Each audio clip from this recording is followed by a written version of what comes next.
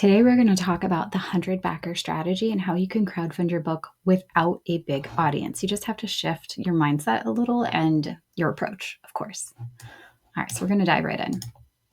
So, what we're going to cover is why you don't need a massive audience.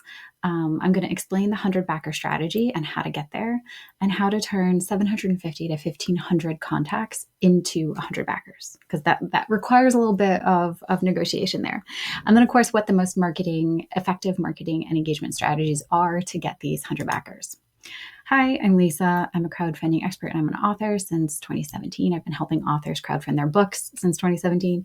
And really, I've been focused on rewards-based crowdfunding, and I've helped authors raise on average $10K per book, which is quite nice. It's about above average. The average is around $6K. And the success rate for an author on Kickstarter, rewards-based, all or nothing, is around 40 to 50%. So you're kind of rolling the dice. But if you can adjust things, if you can make sure you only launch when your audience is a certain size, that makes such a huge difference. And if you can reduce your reward to match your audience, then you are going to be in much better shape than if you just kind of shoot for the moon and hope you get there. We want to be, quote unquote, realistic with our expectations and our crowdfunding campaigns. Okay, so why authors think that they need a large audience and why they really don't is that a lot of people believe you need thousands of followers to crowdfund your book, probably because those are the crowdfunding campaigns that you have seen, is that these are the massive ones that go viral. The Brandon Sanderson, where he has thousands and thousands of followers. And yes, a large audience is really nice. But crowdfunding is one of those things that leverages a small audience quite well. If you launch to a small audience and your book is on Amazon, you're going to get small returns. But whereas on crowdfunding, you can really leverage the size of an enthusiastic small audience. They have to be enthusiastic, but you can really leverage a small audience there. Myth number 2, no one will back me unless I'm famous. Of course, this isn't true. Most of the people who are going to back you, if you have a small campaign, they know you. They know you. They love you. They're familiar with you. They don't care that you're not famous. They want to support you as an indie author. And then myth number 3 is that crowdfunding is all or nothing. It's too risky. Well, we can mitigate the risk. Of course, I can't guarantee that you'll be successful, but if you reduce your reward or match your reward to your audience size, I'm going to show you how to do that in a minute, you're really reducing your risk entirely.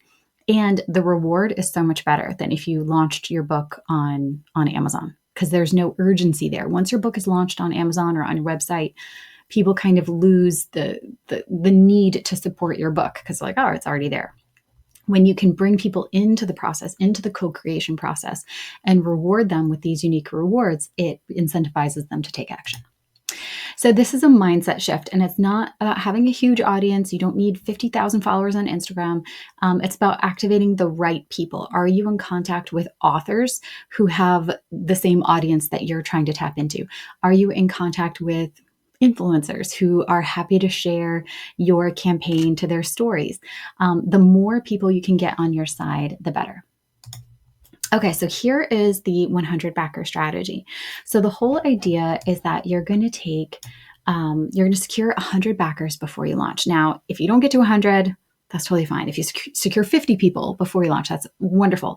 The idea is to go into the launch with a large launch team, as large as you can possibly make it. Having 100 backers to start on day one is phenomenal. Some authors don't even make it to the end of their campaign with 100 backers. Like 100 backers is a great goal. So if you can get to 100 backers, you're more than likely going to fund your book. Like it's going to fund, as long as everything is aligned and you're close enough to your goal amount. If you can average $50 to $80 from these 100 backers, that's $5,000 to $8,000. Right? Now, it sounds easy. Oh, sure. It's just 100 backers at $80 each.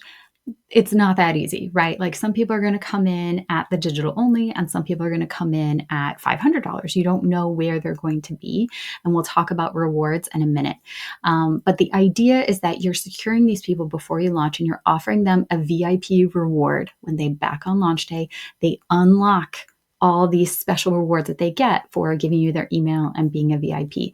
So if you have services, if you have other books, if you have other ebooks, anything else that you have would be really great to increase that value. They need to get 2 to 3x the value of what they're going to spend.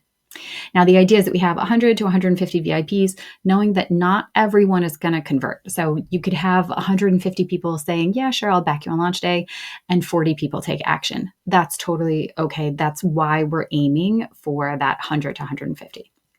And then, of course, we are going to preach to the choir. We're going to focus on people who are warm and hot. So these are people in your target readership. So if you are writing a book about an off-road rally, like someone has, you're not going to go to people who've never heard of an off-road rally. You're going to go to the off-road rally enthusiasts and you're going to talk to them and you're going to put it in front of them. That's the most important thing, because even those people, even as excited as they are, they have to figure out what's crowdfunding, what's Kickstarter, and create an account and learn who you are. So it still takes a lot. So go to the people who are most enthusiastic about your book. And then you're shooting for 40% funded on launch day. Some authors are shooting for 100% funded on launch day. That might be a big expectation. 40% is fantastic. If you can do more, you can do more, but 40% is fantastic. Okay. So this is how it works. You're going to reach out to 750 to 1,500 people through emails, DMs, personal outreach, cold emailing, like whoever you can reach out to them. Okay. And you're going to convert those people. You're going to offer them a special VIP launch day. And you're going to say, hey, this is worth this amount, the 2 to 3x, make it the best reward ever. So if you're asking them to pledge $50, you need to make that reward worth, in their mind, $100. Okay. It has to be a no-brainer. Absolutely. And you need to secure these people at least 2 weeks before you launch. And then you're going to convert another 50 people or so during the public launch. You're going to, through the sharing and the excitement of launch, people are going to share it. It's going to go broader. You're going to reach people beyond that group. And you're going to crowdfund anywhere from 3,500 to 5,000, maybe 8,000. I don't know. But this is the strategy and how it works. But your goal is to try to get 100 backers with an average pledge of 50 to 80. Now, this works because your smaller audience, you're able to have deeper engagement. There's less pressure and less stress if you have a lower goal compared to like a huge campaign goal amount. And then you can touch base with these people. So this is a more personal outreach. When you are reaching out one-on-one, that is a higher conversion rate than if I just sent a mass blast. Now, it's no joke reaching out to 750 people. Like, this is a huge task. You need to figure out who you're reaching out to, but that one-on-one connection is going to help. And so this is a strategy that takes months in advance. Like, you have to cultivate these relationships beforehand. All right, so what gets readers to pledge?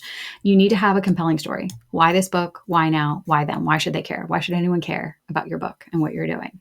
You need to offer big bonuses for participating. Make it worth their while and super compelling to pledge on launch day. So you really have to figure out what your readers need. This is part of the audience engagement and development, as you're figuring out what readers really need. Authentic engagement. Readers want to support you. They want to support indie authors. They want to put their money in your pocket to help you create the book and not give half of it to Amazon, right? Like, so you're going to appeal to that and say, if you want to support independent authors, if you want to support this diverse topic that I'm really passionate about, I would love for your support. And then, of course, social proof and excitement. The more things you can celebrate on launch day, the better. So if you're 40% funded on day one, you're going to talk about that. You're going to focus on reader reviews and celebrate all these milestones as you're going. All right, so here's the reward structure that works best. Now, don't underprice your book, right? So digital only, $10 to $15. I have seen $20 ebooks, because what they wanted to do was offset the physical book. So if the physical book was $50, you kind of need to increase the price of the digital so that people see, oh, okay, I could get the digital and the physical for $50, or I could get digital only for $25. Now, some people just want digital only. Like, they're like, oh, just send me the file. I don't need a physical thing. So you're going to get that. But you really want to make your physical book as attractive with digital rewards in there as well. And then, of course, your $50 to $75 to the $80 range, you want this to be the best reward they have ever seen. So give them more books. Make this like 3 books or something, like something insane, where you're like, hey, you get this, this, this, and this. You get all these things for $50 to $75. You get invited to the book launch party. Make it a gala. Make it a big event. Make it a whole thing. And really put yourself out there. You may lose money on this, but the point is that you are there giving them as much value as possible. You can also have 100, 250. They can name a character, put their name in the book. You can hop on an author Zoom, a Q&A, a book reading, anything like that that's exclusive. More books, that's always good. And then anything $1,000, that's where you're getting into sponsorship, wholesale book orders, things like that. Now, any reward over here that's 500 plus, you want to pre-sell this before you launch, because no one's just going to give you $500 unless they're like your generous Aunt Sally, right? So you need to really have these conversations before you launch and reach out to potential sponsors before going into it if you want this type of big support coming in. All right, now how to engage and convert your audience without feeling salesy. I don't know why authors worry about feeling salesy. Like literally, it's literature. We are helping people read, and no one wants to read anymore. So we have to get like a little salesy, but you're not going to feel gross. Like these are books, right? So step one is identify your core supporters. These are people who have been with you since the beginning. They always support you. They may be your friends and family. They may be your professional network. They may be people who've been lurking in your stories. You just reach out to them, identify who they are, and see if you can bring them on board. Pre-engage, so warm up your audience 4 to 6 weeks ahead of launch. You don't want to surprise them with anything. There was one illustrator who teased her campaign for 6 months. Okay. And people were like dying, like, when are you going to launch? When are you going to launch? I can't wait to see these books. So she teased it for 6 months. So you could do that too. There's really no length of time as long as you're consistent with it and keep putting it in front of people. It's just giving you more time to grow that audience. So time is on your side if you have it. And then of course you need your personal outreach strategy. This is the most time intensive piece of this, is direct messaging, emails, personal invitations. The personal touch is what increases your conversion rate. So you have to do it. Okay. You can have a template and customize it, like, hi, Lisa, it was so great to connect with you last week, da, da, da. That's fine. But the rest can be a template, but you need to customize it as much as possible. And then, of course, create momentum and social proof on your social media and email marketing. Step 4. Of course, step 5, keep it going. Mid-campaign, there's usually a slump. So you need engagement, urgency tactics like introducing a new reward, offering free shipping on certain days, whatever you want to do to get people to take action. All right, now how to engage without feeling salesy. You need another mindset shift, and this is to remove yourself from the idea that you're self-promoting. You're not. You need to pull yourself out of this idea of like, oh, it's my book, it's my writing, they're supporting me. Remove yourself from it. And this was a big mindset shift that one of my clients had, Nora. She said, once I realized that by me not introducing my book, I was actually doing people a disservice. They were going to miss out on this really helpful book that was going to help their kids. Once she shifted her mindset there, it was like, if I was a parent and I didn't know this resource existed, I would be upset because I'm looking for something like that. And that's what you need to shift. So it wasn't that I'm promoting my book. It's I'm introducing parents to this book that their kids are going to love. And again, just apply this to your book genre. Speaking of Nora, this is on my YouTube, and I'll link it in the notes. You can watch this video after you watch this one. She had 40 people on her launch team, and they all committed to spend $42 or $50 on launch day. So she had everyone come on and pledge. And so that's a great jumpstart to day one. And so she had, her goal was to reach her full 10K funding within 3 days so that she could just come at it with a different energy. So it was coming with a celebration energy and not always asking for money. Oh, I'm asking, but more we're celebrating. We made it. We're fully funded. How far can we go? And she went on to 20K. So within 2 days, she reached her goal of 10K. She had all these social proof, all of this excitement around the campaign. So again, it's a great interview that you can listen to after this one. Okay, now realistic, I hate that word, realistic expectations. Everyone says, give me a realistic expectation. Okay, realistically, don't expect strangers on Kickstarter to find you. It's like launching on Amazon. Yeah, sure. There's a billion people on Kickstarter. Don't expect them to find your book, click on it, and become a backer. Like some people will. Some people will over the course of your campaign, but when you need it the most on launch day, that has to come from your audience. Focus on your audience and who you can get in contact with. Don't underprice your book. I see so many authors putting like, $9 books on there, physical books. I'm like, what are you doing? What are you doing? Crowdfunding is about raising funds. So add value, don't cut price. Okay. Engage before asking for any favor. Always give before you ask, before you take.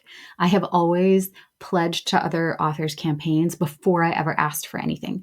I have always supported authors, shared their campaigns on my social media, added them to my newsletter, whatever, before asking for help.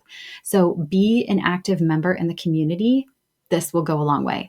And it also builds anticipation and excitement when you're engaging with people. Okay.